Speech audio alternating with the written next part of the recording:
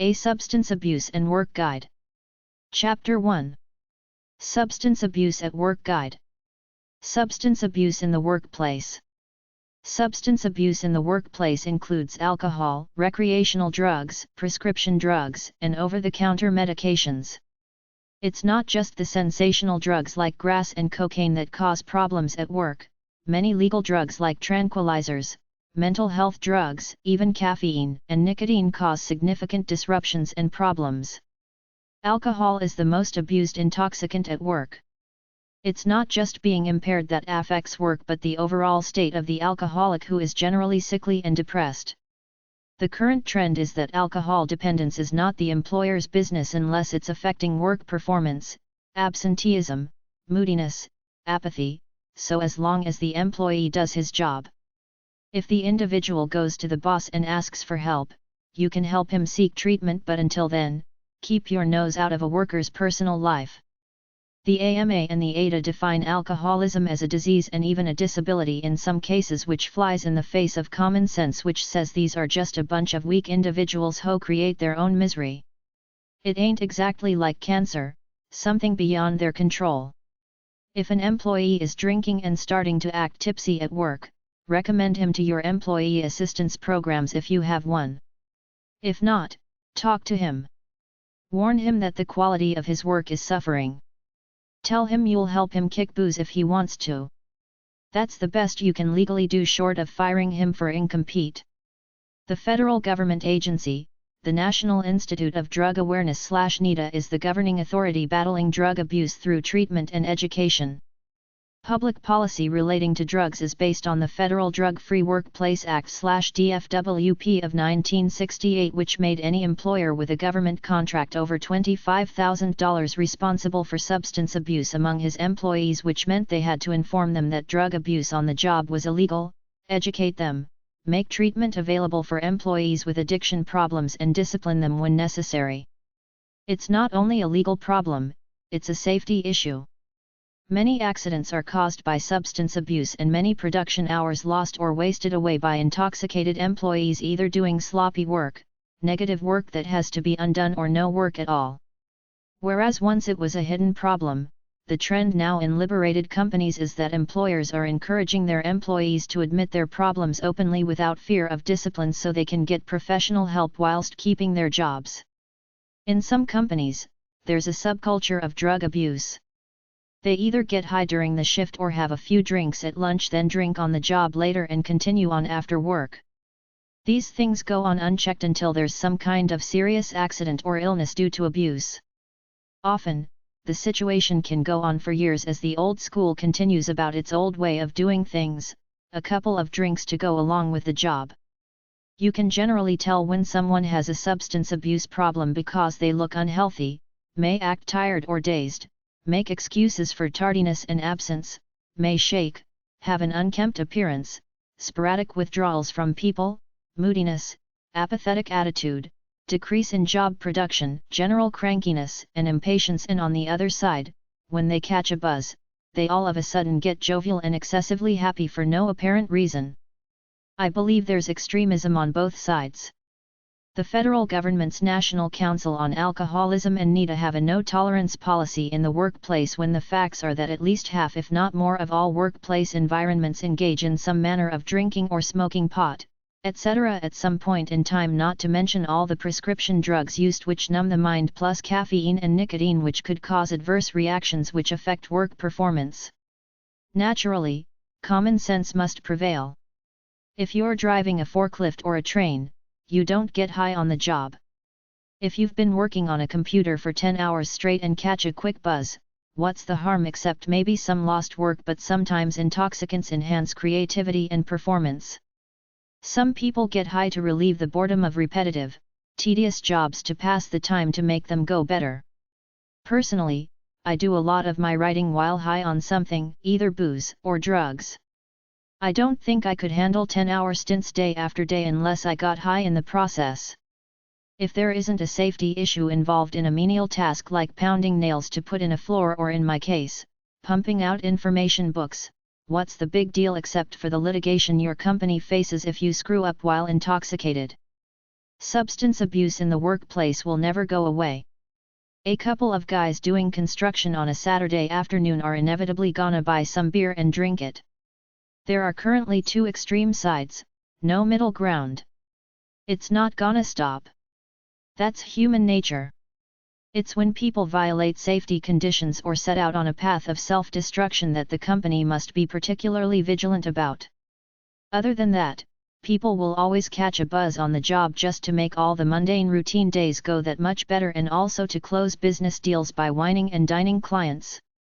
Companies can deal with the problem by doing undercover investigations, sending in an undercover worker, putting hidden cameras in, offering stool pigeons rewards to report it, doing random searches, urine tests, or simply having an open-door policy of inviting people with substance abuse problems to go to an employee assistance program and see an employee assistance counselor at no risk to their jobs. Educational material should be made openly available with short fact sheets posted on a bulletin board in the coffee room. Every 6 months or so, you could have some kind of seminar or class where your employees see a lecture, film, etc. on the dangers of substance abuse to life and to the workplace. The attitude of management will trickle down and determine whether employees will engage in substance abuse on the job or not. Drug testing is covered elsewhere. Suffice it to say that it's a controversial civil rights privacy issue, but if you sign a consent form in your employee contract, you have no choice but to submit to the company's system of drug testing, usually random whenever they please, which is a good thing with safety occupations like bus driving, commercial pilot, office building construction, etc. In some cases, they may even have rights to give you a lie detector about substance abuse. Is substance use on the job good or bad? It's a tough question. There have been some major disasters, many of which never became public, but one big one that did was the oil spill of the Exxon Valdez. Could it have been prevented if controls were in place to keep the substance-abusing captain out of his high-profile position? On the other hand, for me, in what I do on the computer and when I do manual labor as I've done in the past, catching a buzz made the day pass better and probably made me more productive overall, because with a buzz I didn't mind doing the tedious, boring jobs. You can always fight the substance abuse tests on your constitutional rights, or you can fight test results based on their general unreliability. Then there's the argument of your personal life on your own time. If you use drugs while not at work, it'll show up on a test. Does an employer have a right to control your off hours? Apparently, if it's in your contract. Read your employment contract and/or the company rules, and if you don't like that clause, either fight it or don't take the job. The eternal proverbial question is whether there's a certain level of acceptable use or a zero-tolerance policy. In some work situations with a bunch of guys feverishly working on projects and deadlines, I think it's a good way to get through a work-a-thon. The only relevant issue is safety. When you're responsible for people or large amounts of property, don't mess around, it's that simple. Use common sense and good judgment. The boss has to decide what his liability in those situations should something happen caused by somebody's intoxication. According to DFWP, a drug-free workplace has several factors. Notify every employee by giving them a fact sheet about the drug-free workplace policy, asking them to read it and sign it so they understand the situation. Have a program or seminar where you tell them the policy and outline treatment, counseling, discipline, etc. If you have a contract of over $25,000 with the federal government, you have to notify them within 10 days if one of your employees is convicted of a drug-related workplace offense. Offer your employees treatment and discipline in a non-threatening manner to try to help them overcome their substance abuse problems. Often, drug and alcohol abuse are blamed on the stress of work. In that case, find alternatives to help your employees relax and not take work so hard that they resort to substance abuse to deal with it. Offer them books, tapes, and courses on stress, meditation, relaxation, nutrition, healthy living, etc. Some of these types of books are at number 155-158 and number 611-613 at the library. You might offer a free membership to a gym to your employees or have a little workout area in your building where they can go to relax. Some companies have sleep rooms where employees can go to lay on a bed during lunch hour to take a nap. Some companies have a mandatory walk or exercise routine 3 times a week where they drive everyone to a park and they all have to walk for half an hour. Books about substance abuse at work are at number 658.3822 and HF 5549.5 at the library. For more information, go to number 362.2 and number 616.86 at your local library. Some substance abuse journals are Addictions, Alcohol Health and Research World, American Journal of Public Health, American Psychologist, EAP Digest, Employee Assistance Quarterly, Hospital and Community Psychiatry, International Journal of Addictions, International Journal of Law and Psychiatry, Journal of Consulting and Clinical Psychology, Journal of Counseling Psychology, Journal of Drug Issues, Journal of Health and Social Behavior, Journal of Nervous and Mental Disease, Journal of Studies on Alcohol, Mental Health, Drug-Free Workplace Info. The federal government agency, the National Institute of Drug Awareness/NIDA, is the governing authority battling drug abuse through treatment and education. Public policy relating to drugs is based on the Federal Drug-Free Workplace Act/DFWP of 1968, which made any employer with a government contract over $25,000 responsible for substance abuse among his employees, which meant they had to inform them that drug abuse on the job was illegal, educate them, make treatment available for employees with addiction problems, and discipline them when necessary. It's not only a legal problem, it's a safety issue. Many accidents are caused by substance abuse and many production hours lost or wasted away by intoxicated employees either doing sloppy work, negative work that has to be undone, or no work at all. According to DFWP, a drug-free workplace has several factors.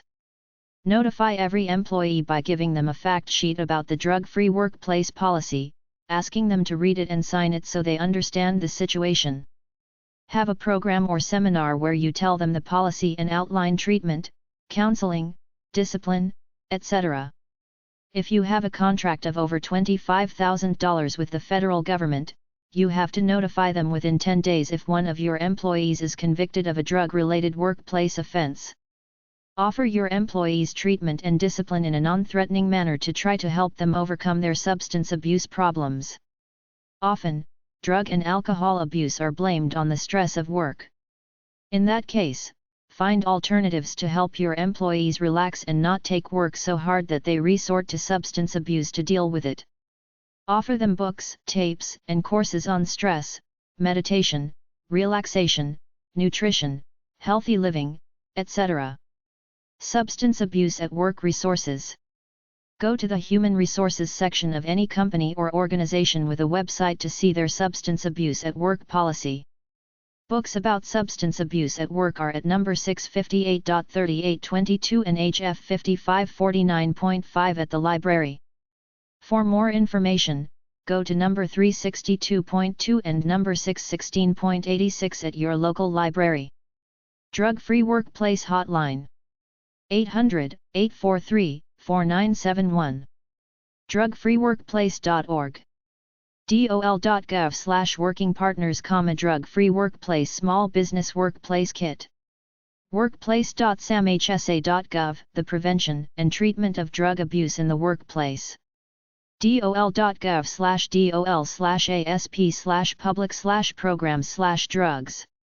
dol.gov/dol/asp/public/drugs/party/duidwi.htm, summary of drunk driving laws by state.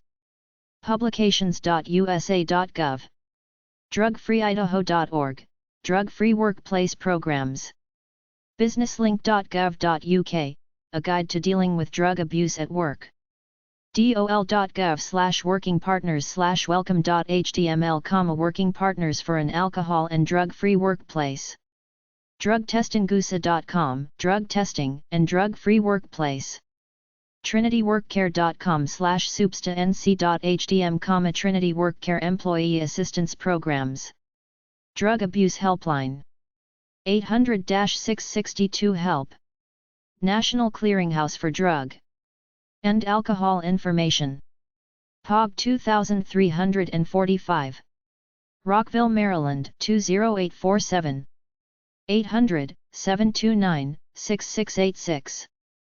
301-468-2600. 800-487-4889, TDD. Fax, 301-468-6433. Health.org. Clearinghouse for Occupational Safety and Health Information. 4676 Columbia Parkway, Cincinnati, Ohio 45226. 835 Niche. 513-533-8326. Fax, 513-533-8573. cdc.gov/niosh/homepage.html. Employee Assistance Professionals Association. 4601 North Fairfax Drive, number 1001, Arlington, Virginia 22207. 703-522-6272. eapassociation.org. Employee Assistance Quarterly Magazine.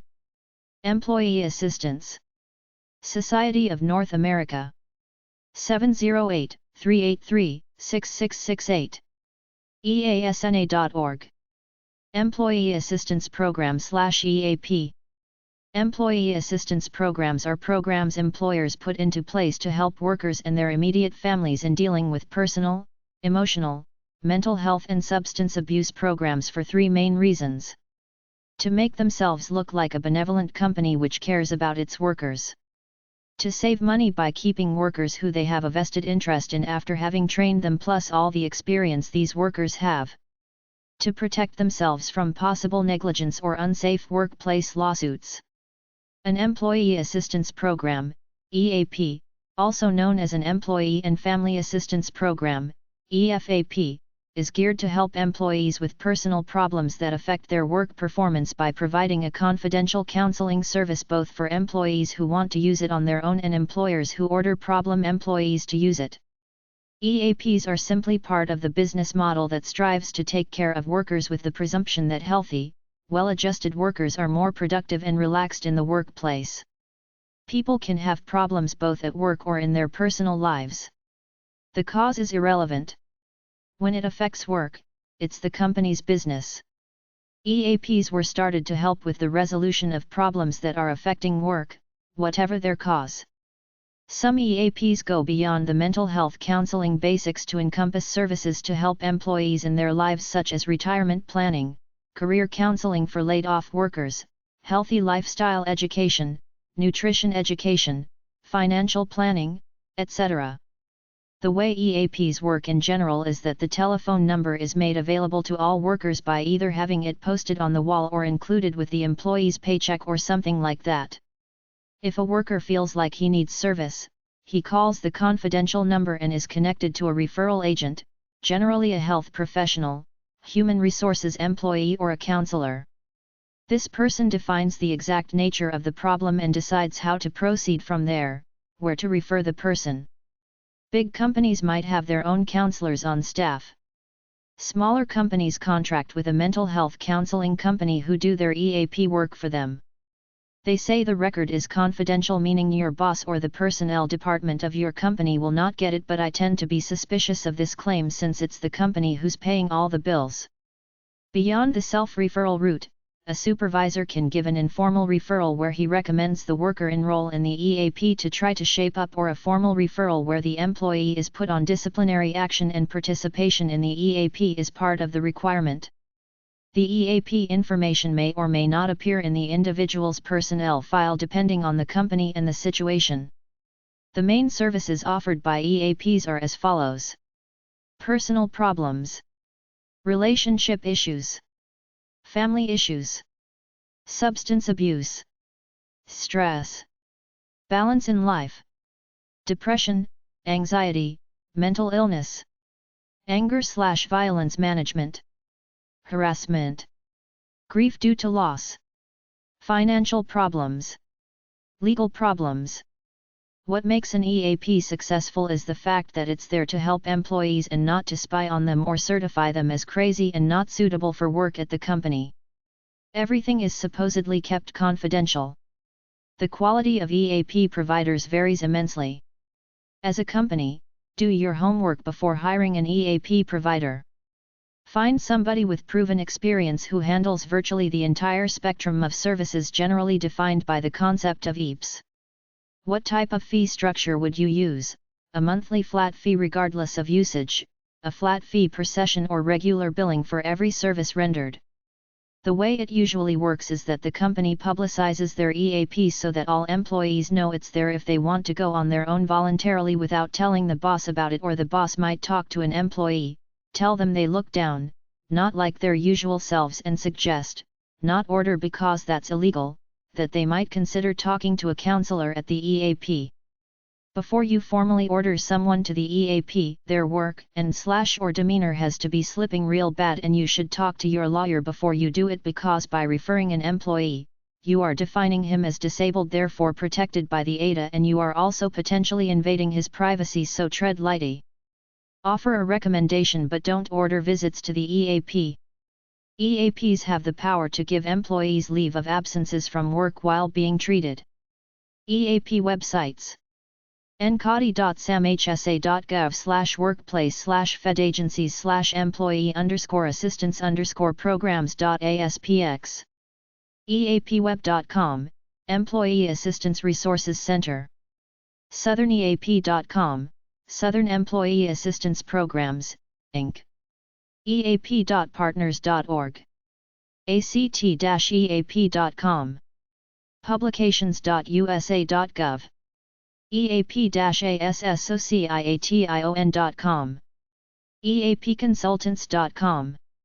eap.fsu.edu/guidelines.html. eapintl.com. eapsystems.com. employeeassistance.biz-resources.com. employeeassistance-programs.com. eap.com. eapassociation.org. eaplist.com, list of active, nationwide, employee assistance programs. worklifeinstitute.com/employee.html. Employee Assistance Professional Association. 4601 North Fairfax Drive, number 1001, Arlington, Virginia 22203. 703-522-6272. eap-association.com. Employee Assistance. Quarterly Magazine. Hayworth Press. 800-342-9678. Hayworth.com.